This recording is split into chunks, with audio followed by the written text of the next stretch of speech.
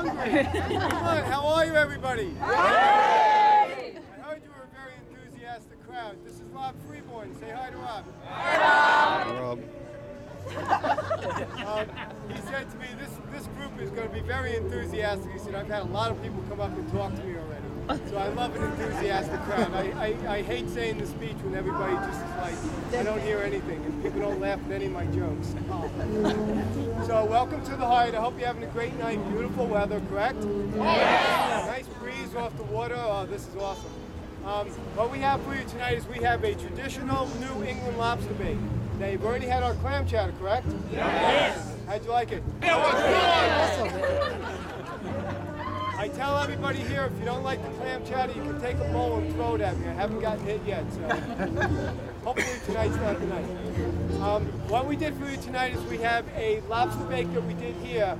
We did it very similar to the way that the Native Americans did it.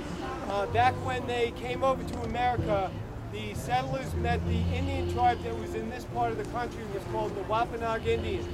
And what they would do is, in the winter, they would go inland and they would hunt deer and buffalo, but in the summertime they would come by the shore and they would collect rocks out of the water and they would get all kinds of seafood. At that time, lobsters were very plentiful, that as the tide went out, there was plenty of lobsters just laying right along the shore. But they would go in and they would get fish, oysters, clams, all kinds of food. And as they were having a celebration, what they would do is they would build a bonfire. In the bonfire, they would take the rocks that they found from the water and they would put them inside of the fire. The rocks, when you hear a clam bake, the rocks are actually part of what cooks the bake. That's the heat source. Once it burns down means that with the wood and the rocks that are all interlaced, that Rob started a fire out here before, probably for about an hour and 15 minutes, an hour and a half, he burned it. And when it's all burned down, what you're left with is hot rocks and coals. At that time, if there's any wood that's left on there that could start on fire, there was a little bit of wood. There was a little bit of wood that was on there at that time. Rob takes it off.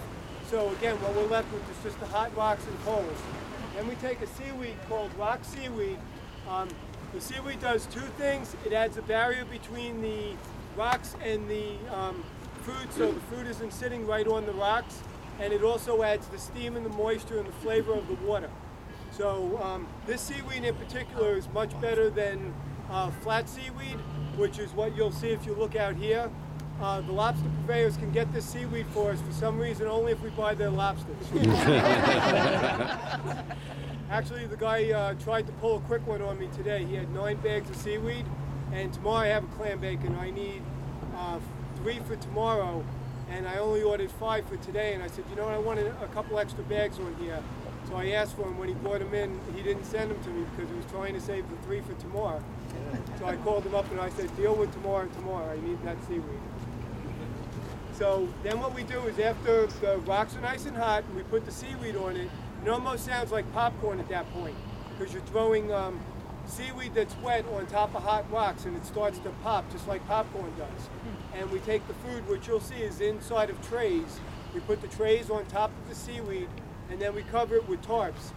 The Native Americans use buffalo skins and tree bark, but we don't have any buffaloes, number one, and we also have Home Depots pretty close to here. But the idea of the clam bake, now, if you remember, I did say the clam bake, the rocks are your heat source.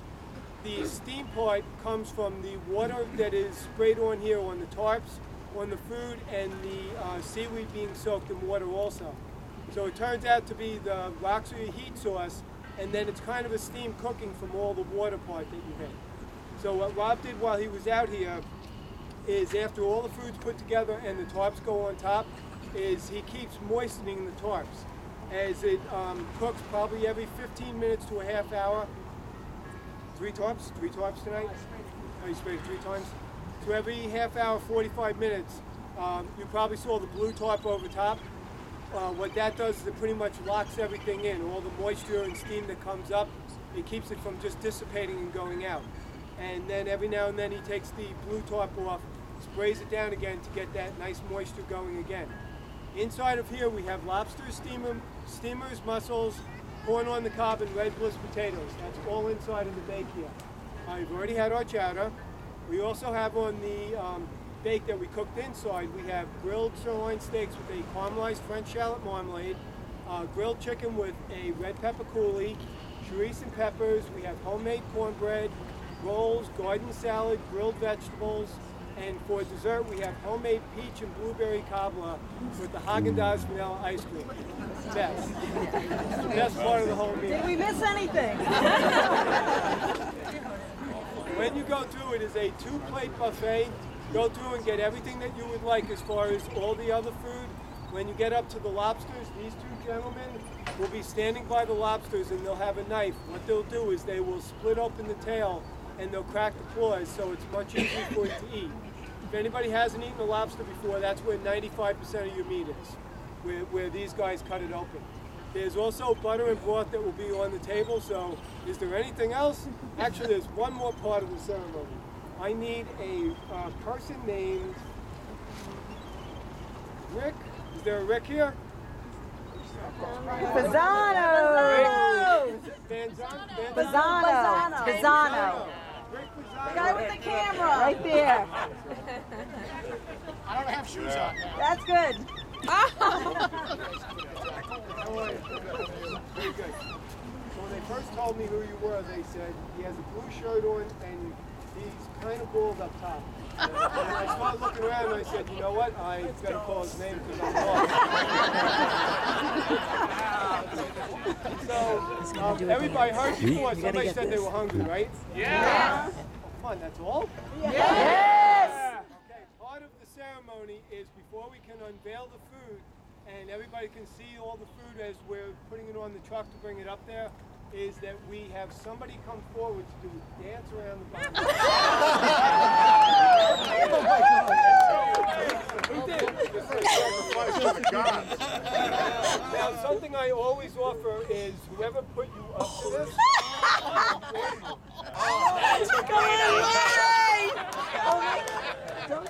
I will. Where's the on button? So I never tell the people that are actually picking the person that's a possibility. Okay? You ready? Everybody clap them on.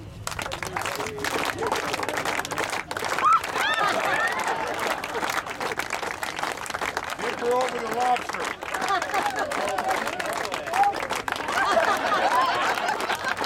Way to lead, Rick. Go man.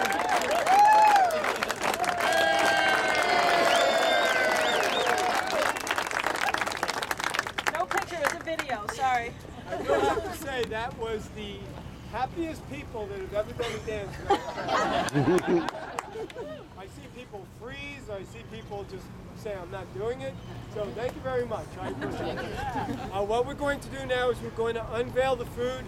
When we do, a lot of steam comes up, so being the wind's blowing this way, I would suggest the people over here move. What we'll do is we will take it off. I'll show you a lobster, and then we want to get it onto the cart, and we'll drive it up to the buffet, and we'll meet you up there.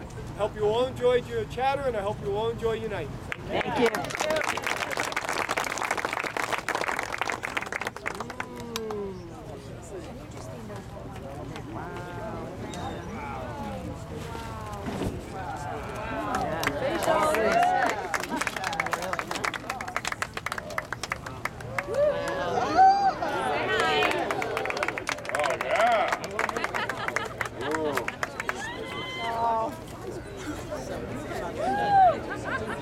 Looks like my steam corn.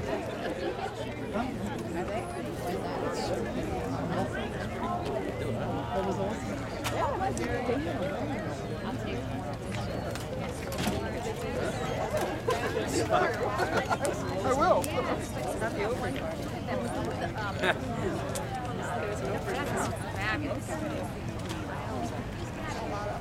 That is all.